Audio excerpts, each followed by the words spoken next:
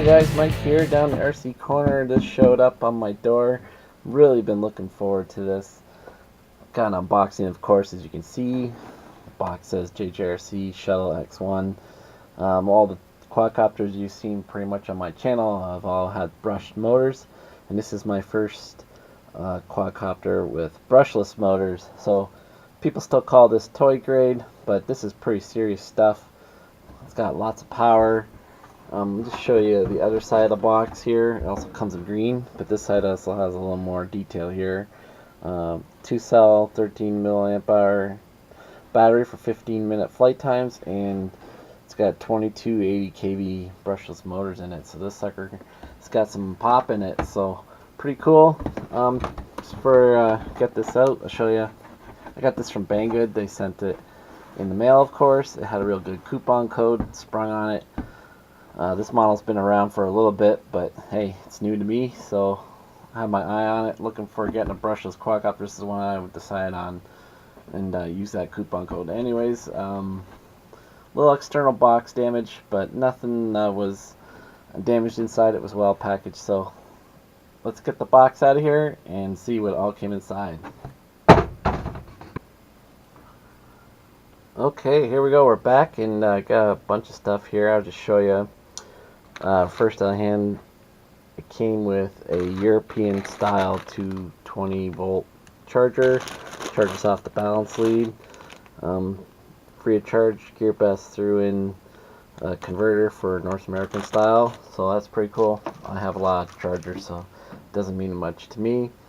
Battery was inside the quadcopter when it was shipped, and there it is, just to confirm. It's a 1300 milliamp hour 2-cell LiPo, and it's pretty cool, and it's pretty standard size.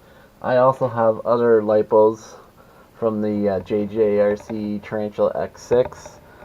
This one's a 1200 milliamp hour, so virtually same size, same everything. So there is other comparables batteries out there. Also help you get some more flight time when you go out to the field. Bring another battery. And of course, we got spare props, and it's got a little wrench tool to help you get the nuts off. Really cool.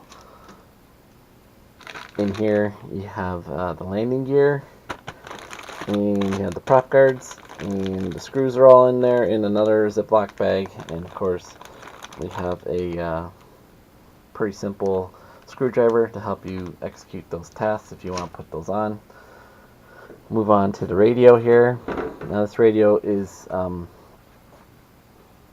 pretty cool looking radio. I like it. Has some features on it that you don't see on some of the other quadcopters that I've had on my channel. It's kind of got like a spot here so your fingers can tuck in here on the back side. I kind of like that. I like the feel. The sticks come out easy, so if you want to change up how you do the sticks, though, it's still very kind of toy gradish on-off switch. Different buttons for trims, and I'm sure other things this thing can do. It's got some shoulder buttons and some fake ones up here. Not 100% sure what all those do, so we'll have to get into that, and I will explain those when I do my demo video of this flying. This will be just an unboxing video because the weather is turned for the worse here. Fall is really kicked in, and very high winds, cold weather outside. So, one last thing I'm going to just touch on, and it takes 4 AA batteries to power this radio on, and it's supposed to have decent range on this. I believe 300 meters range on it, so you can fly this quadcopter out there quite far. And of course, the main event is the X1 itself. Now, one thing I noticed compared to all my other quadcopters is how much heavier this one is. All the other ones are very, very light. They almost feel like they're hollow, and this one has some feels some mass to it. You can feel it. I mean, it's definitely not extremely heavy at all, but you know, it's got the bigger motors and the chassis, if you want to call it that, the body of it is just more solid. It just feels rigid and sturdy, and you know it's kind of like a more serious deal here. Looks like a GPS thing on it. That's just fake. It's just a detail they add in to make the looks a little bit better. And you can see here the motor spinning. Of course, it's got the DI 806-2280 kV markings on it, so you can see those are the brushless motors it's advertised.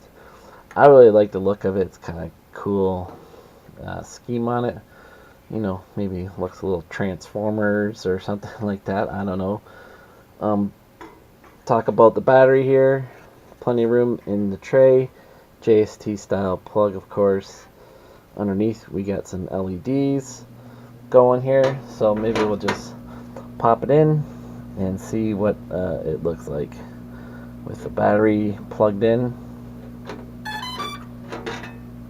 We definitely have some very bright LEDs. We got some red in the front and white in the back. Pretty cool stuff. Pretty nifty. Automatically turns on, as you can see, and there's a port here if you want to get a camera. I did not get the camera version, but you can mount a cheap, probably 2 megapixel camera on here, 720p or something like that. I plan to do sport flying with this, but also I will attach my Mobius with the famous credit card gimbal mount and do some cool FPV flying with this quadcopter. So I'm really looking forward to that. It's going to be a little tough getting this out now that it's late November and the winds have really kicked up out of the north, and it's just above freezing here where I live. But this thing came a few days too late and missed the warm snap we had. So overall, though, I'm pretty impressed with this. We'll learn more about how it flies, so be on the lookout for that video when it happens. Hopefully we can get it out in the next couple weeks, because this week's worth of weather is not looking good. Sorry about rambling on about the weather, guys, but that's what it is at. Thanks for tuning in. Appreciate it. If you have any comments, leave them below, of course, and I'll get back to you guys as soon as I can. Alright, look forward to having you guys on the next video. Take care until then. Peace out.